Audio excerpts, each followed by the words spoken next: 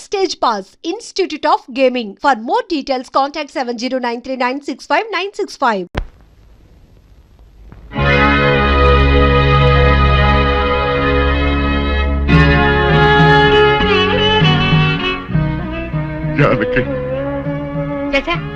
ఏమిటో ఇది? ఊరంతా వెలివేసిన నా మనవణ్ణి నువ్వు ఒక్కదానివి వెనకేసుకొచ్చావు తెలియక నేను నానా మాట్లాడాను, నన్ను క్షమించు అంటావు అంతే కదా. నేను ఇప్పుడేమిటి 40 సంవత్సరాల క్రితమే క్షమించాను. వీరుడు, ఆ రోజు నేను పంచాయతీలో అలా ఎందుకు మాట్లాడానో చెప్పాలని నీ తోటకొచ్చాను. నువ్వు నా మొహం కూడా చూడకుండా వెళ్ళిపోయావు. సరేలే, ఇప్పుడు అవన్నీ ఎందుకని పెద్దిరాజుతో చెప్పి ముందు ఆ పెళ్లి ఆపాలి. అదే ముహూర్తానికి శ్రీను సౌందర్యాల పెళ్లి జరిపించాలి. పెద్దిరాజు ఆ పెళ్ళాపడానికి ఒప్పుకుంటాడంటావా? పెద్దిరాజు చాలా పెద్ద మనసు కలవాడు. మనం వెళ్లి శ్రీను సౌందర్యాల ప్రేమ గురించి చెప్తే తప్పకుండా ఒప్పుకుంటాడు. పద వెళ్దాం, పద. అవునమ్మా, నాది పెద్ద మనసే, నేను కాదన్ను. నేను అతి మంచోండి, అది కాదన్ను. అట్టా అని చెప్పి నా కొడుకు పెళ్లి పేట్ల మీదే ఆపు చేసేంత పెద్ద మనసు నాకు లేదమ్మా. ఇంకా పెద్ద మనిషి అనిపించుకోవటం కోసం నా కొడుకు బతుకు బజారు పాలు చేసేంత చిన్న మనిషిని కూడా కాదు. ఇంకా మీరు వెళ్ళండి. అది కాదు పెద్దిరాజు, నా మనవరాలు వీరయ్యదుల మనవుడు ప్రేమించుకున్నారు. మరి ఆయన మనవాడిని ప్రేమించిన పిల్ల అయితే నా కొడుకుని పెళ్లి చేసుకోవడానికి అట్ట ఒప్పుకుందండి. అందరితో పాటు నా మనవరాలు కూడా శ్రీను అపార్థం చేసుకుంది. తన ప్రేమ విఫలమైందన్న ఉక్రోషంతోనే మీ అబ్బాయితో పెళ్లి కొప్పుకుంది. శ్రీను నిరపరాధిని నిరూపించడం కోసమే నేను కూడా ఇంతవరకు ఆగవలసి వచ్చింది. అంటే మీ పిల్లల ప్రేమ కోసం నా బతుకుని భాగంగా పెడతారన్నమాట. ఏమా, పిల్లని అడిగాం, మీరు సరేనన్నారు, శుభలాకి అత్యంచాం. ఇప్పుడు వాళ్ళందరూ పెళ్లికి వచ్చారు. ఇప్పుడు పెళ్లి ఆపు చేయమంటే నా పరువు ఏమవుద్దో ఒక్కసారి ఆలోచించవా? నిజమే పెద్దరాజు, ఆ మాట నిజమే. కానీ ఈ పెళ్లి జరగకపోతే ఆ పసిపిల్లలు ఇద్దరు బతకరు. ఈ పెళ్లి జరగకపోతే నా కొడుకు బతకడండి. అవును, నేను దక్కను కాక దక్కను, ముందు నేనే చచ్చిపోతా. ఎన్నారుగా మీ మనవడ కోసం నా కొడుకుని చంపుకోమంటారా? పెద్దరాజు గారు, నా కూతురు పెళ్లి విషయంలో వాళ్ళకి ఎలాంటి సంబంధం లేదు. మా అమ్మాయికి మీ అబ్బాయికి పెళ్లి జరిగి తిరుగుతుంది. తాతబ్బాయి, అత్తయ్య, దయచేసి నా కూతురు జీవితాన్ని నీ జీవితంలో చెయ్యి. పెద్దరాజు గారు, వీళ్ళు ఎంతకైనా తెగించరు. అందుకే పెళ్లి తర్వాత చేసే అప్పగింతల కార్యక్రమం ఇప్పుడే చేస్తున్నాను. నా కూతుర్ని మీకు అప్పచెప్తున్నాను. పెళ్లి చేసుకోను. ఆ మొక్క చెప్పాల్సింది ఇప్పుడు కాదు, కోళ్ళ. అమ్మయ్యా, అమ్మాయి లోపల తీసుకెళ్లి అలంకారం చేయించు. ఎల్లో చూసారుగా, పెళ్లి కూతురు తండ్రి కూడా పెళ్లికి ఒప్పుకున్నాడు. మంచి మనసు ఉంటే ఉండి 2 అత్యంతలు వేసేయాలండి, లేకపోతే దయచేయండి. చేద్దామంటా? సౌందర్యని పెద్దిరాజు నుంచి బయటికి తీసుకొస్తాం. ఎవరొడ్డొస్తారో చూస్తాం. అంటే నువ్వెక్కడ దొరికావయ్యా? సీక్రెట్ గా ప్లాన్ చేస్తుంటే ఊరంతా వినిపించేట అరుస్తా. దానికి నువ్వు ఎందుకు మావా? మేమున్నాం, పదండ్రా.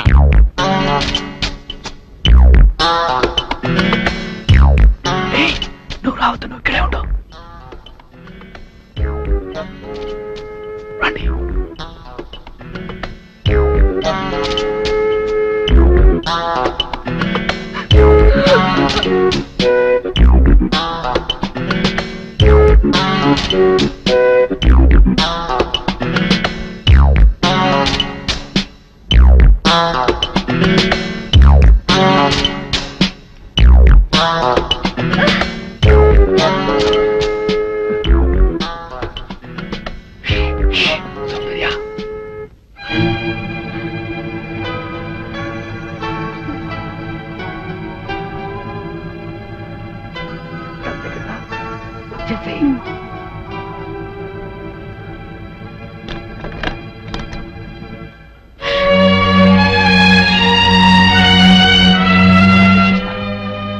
నువ్వు ఎదురుగా వేసుకుని నువ్వు వెళ్ళిపో. నీ తల్లి మేనేజ్ చేస్తాను.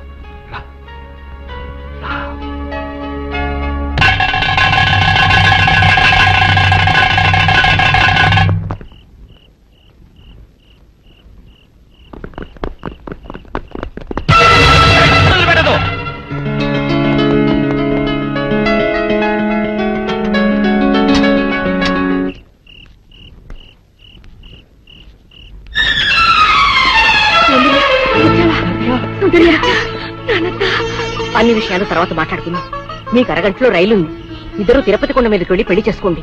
ఇక్కడి పరిస్థితులు బట్టి వీలుంటే మేం కూడా ఆ సమయానికి అక్కడికి వస్తాం. ఇదిగో మీ టికెట్లకి ఖర్చులకి ఈ డబ్బు తీసుకోండి. తాతయ్య, మీరు తొందరగా వెళ్ళాలి. సౌందర్య తప్పించుకుందన్న విషయం పెద్దిరాజుకు తెలిసే లోపలే మీరు ఈ ఊరు వదిలి వెళ్ళిపోవాలి. ఏం పర్వాలేదు, ధైర్యంగా ఉండండి. వెళ్ళండి. పదండి. వెళ్ళను వెళ్ళను.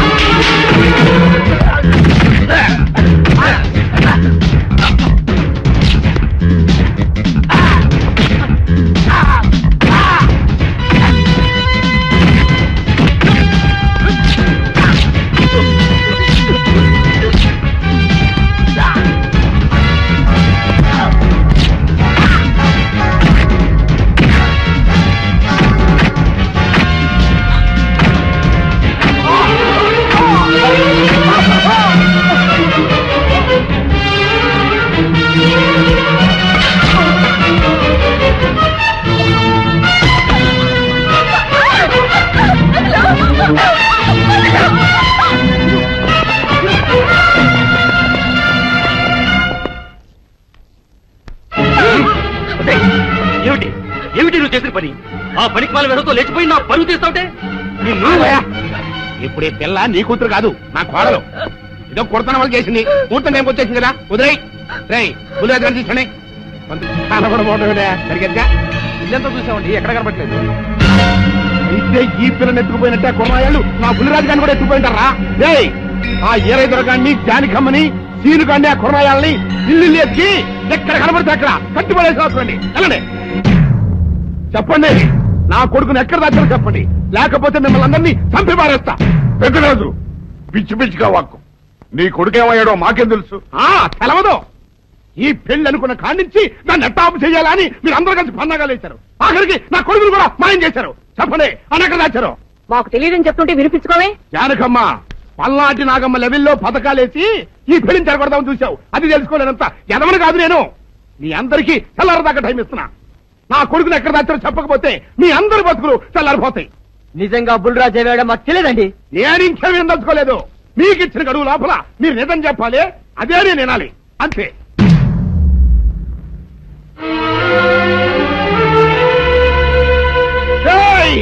గడువు దాటిపోయిందిరా, మిమ్మల్ని అందరినీ చంపేస్తా. నిజం చెప్పండి. బాబు గారు బుల్రాజు గారిని ఎవరో చంపేసి చెరువులో పడేసి.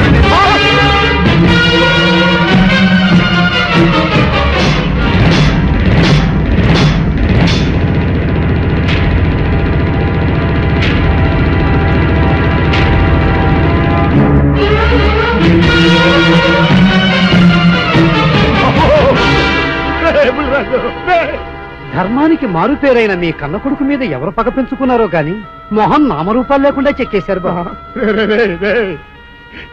నిన్ను ఈ ఊరి ప్రెసిడెంట్ చేద్దాం కదా అని ఎన్ని కలలు కన్నారా. అప్పుడే నీకు నూరేళ్ళు నిండిపోయినాయిరా.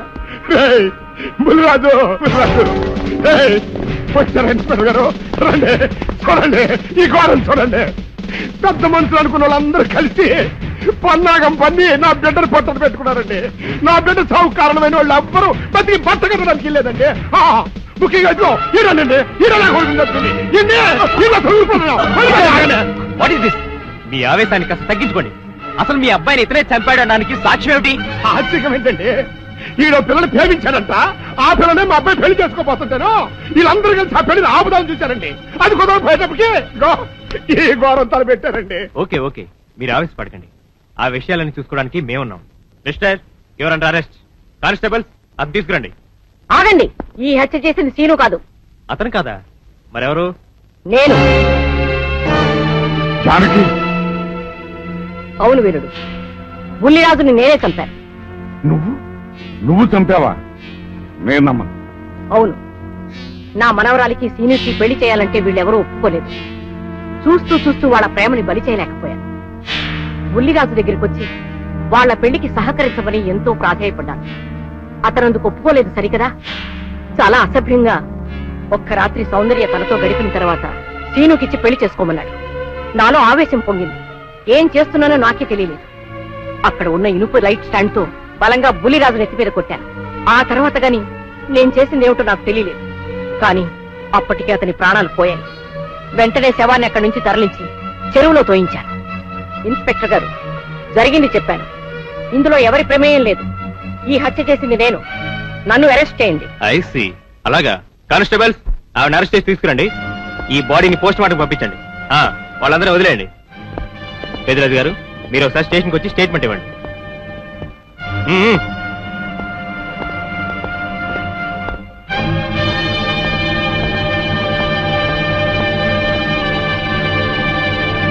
చెప్పు జానకి, ఏం చేయాలో చెప్పు. నా మెళ్ళో ఉరితాడు పడేలోగా నా మనవరాలి మెళ్ళో నీ మనవడు పసుపుతాడు కట్టాలి. అలాంటి మాట్లాడక జానకి, నేను భరించలేను. నీకేమీ కాదు, పట్నం వెళ్ళి మంచి లాయర్ని మాట్లాడతాను. ఎలాగైనా సరే నిన్ను బయటికి తీసుకొస్తాను. నువ్వు నన్ను కాపాడే ప్రయత్నం చేస్తే నీ మనవడు ఉరికంబం ఎక్కుతాడు. ఏమిటో అనేది? ఈ హత్య నేను చేయలేదు. మరి సౌందర్యని పెళ్లి చేసుకుంటే నిన్ను చంపేస్తానని బుల్లిరాజుని గుళ్ళో బెదిరించాడు కూడా సీను. ఈ పరిస్థితిలో సీనుని అరెస్ట్ చేస్తే సాక్ష్యాలన్నీ అతన్ని హంతకుడిగా నిరూపిస్తాయి. సీనుకి శిక్ష పడితే నా మనవరాలి గుండె పగిలిపోతుంది. అందుకే ఆ జంట దూరం కాకూడదని ఈ హత్య నేనే చేశానని నేరం నా మీద వేసుకున్నాను. జానకి, నా మనమని బతికించడం కోసం నువ్వు ఉరికమ్మ ఎక్కుతావా? లేదు వీరు, నీ మనవని బ్రతికించడం కోసమే కాదు, ప్రేమని బ్రతికించడం కోసం, ప్రేమికుల్ని కలపడం కోసం. జానకి, మనుషులు శాశ్వతం కాదు వీరు, ప్రేమ ఒక్కటే శాశ్వతం. మన ప్రాణాలిచ్చైనా ప్రేమని బ్రతికించాలి, వాడిని దంపతులను చెయ్యాలి. అదే నా కోరిక. చేస్తావు కదూ?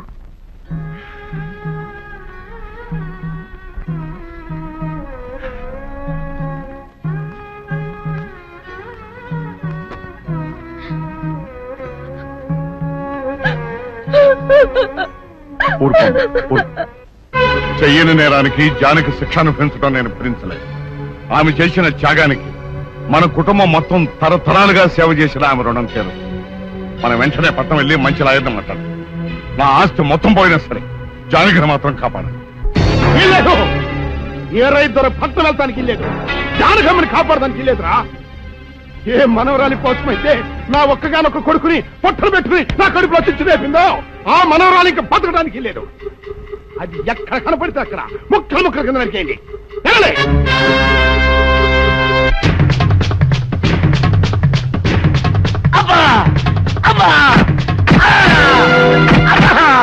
అభం శుభం తెలియని నా చెల్లిని పెళ్లి చేసుకుంటాను నమ్మించి మోసం చేస్తావా?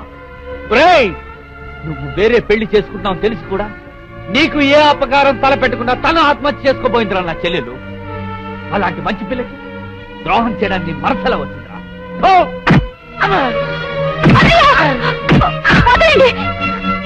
పుల్లిరాజుని జానకమ్మ చంపేసిందనుకుని సౌందర్యని సీనుని చంపమని మనుషుల్ని పంపిస్తున్నాడు పెద్దరాజు. ఇప్పుడు ఈయన బ్రతుకున్న విషయం తెలియకపోతే సౌందర్యని సీనుని వాళ్ళు ఖచ్చితంగా చంపేస్తారు. వాళ్ళు పోతే జానకమ్మ వేరే ధర బ్రతకలేరన్నయ్య. పుల్లిరాజు నన్ను పెళ్లి చేసుకుపోయినా పర్వాలేదు, నా జీవితం నాశనం అయిపోయినా పర్వాలేదు. ఇంతమంది చావులి కాడు నేను కాకూడదన్నయ్యా. పుల్లిరాజు బ్రతికే ఉన్నాడన్న విషయం పెద్దరాజుకి చెప్పండి అన్నయ్యా, చెప్పండి. వినరా విను, ఇంత జరిగినా అది ఇంకా నీ మంచిగా కోరుకుంటోంది. ఇప్పటికైనా కళ్ళు తెరు. రేయ్, ఈ నీడ్ బాబు కప్ చెప్పండి రా. ప్రెసిడెంట్ గారి మనుషులు సౌందర్యం తీసుకుపోతున్నారు. మన సీని గారి స్నేహితులు వాళ్ళతో కలబడ్డారు. రండి రండి.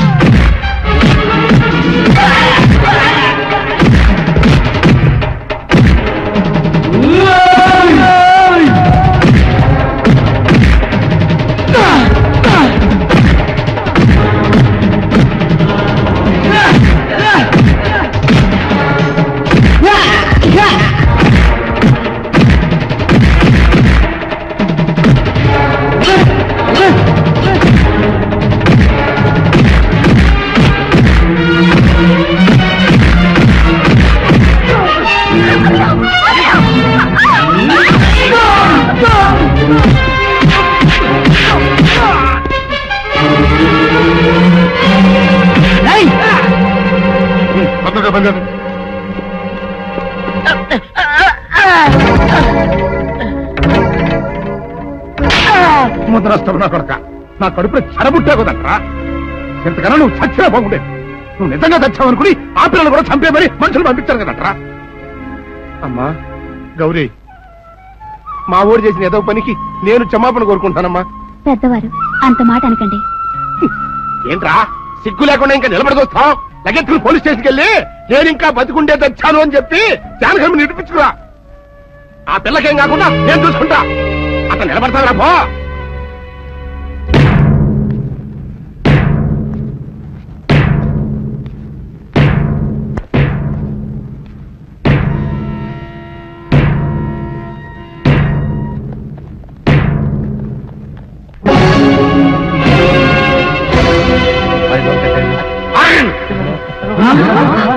అడుగు ముందుకు వేశారో తలకాయలు పుచ్చకాయలా ఎగిరిపోతాయి. బాబు మీరు ఇక్కడే ఉండండి, వాళ్ళ అంతు చూస్తాను.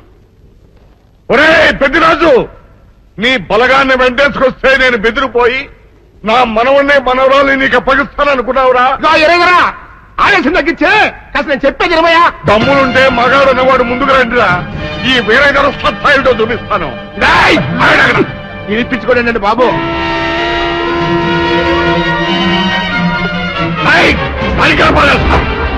తలకాయలు ఎగిరిపోతాయి.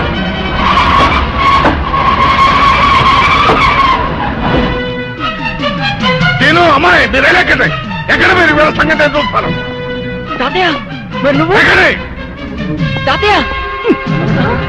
పెద్దరాజు ఎగిరిపోతుంది. ఎక్కడెక్కడ వస్తున్నారు?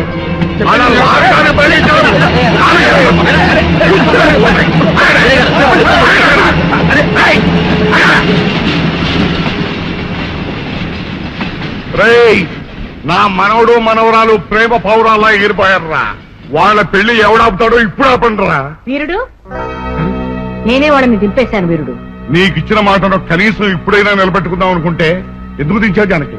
బుల్లిరాజు బ్రతికేవాడు తాతయ్య. బుల్లిరాజు బతికే ఉన్నాడా? అదిగో దీక్షాపల్లా ఉన్నాడు మా అల్లుడు గారు. బుల్లిరాజు నీ అల్లుడా? అవును వీరయ్యా, మా ఊరు పెళ్లి చేసుకోవాల్సింది జానకమ్మ గారి మనవరాలి కాదు, ఈ పంతులు గారి కూతుర్ని. ఇచ్చేద్దామని వచ్చానేమో నువ్వేమో ఖర్చు అందరినీ ఎవరే మాట్లాడుతారో నాకు అర్థం. అయితే త్వరగా వెళ్దాం రండి. అందరం కలిసి పెళ్లి ఏర్పాట్లు అక్కడే చేద్దాం. ఈ కథ భరించడంలే. పదండి, పదండి.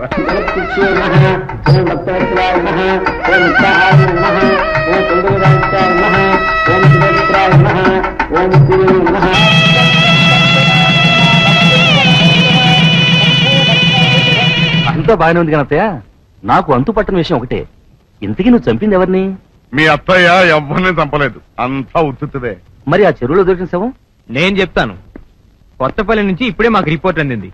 ఆ శవం ఆ ఊరు వాడిదేనట. పెళ్లి కొడుకు తరపు వాళ్ళకి పెళ్లి కూతురు తరపు వాళ్ళకి జరిగిన ఘర్షణలో అతను చంపేసి ఆ శవాన్ని మీ ఊరి చెరువులో పారేశారట. అది విషయం. అట్టగా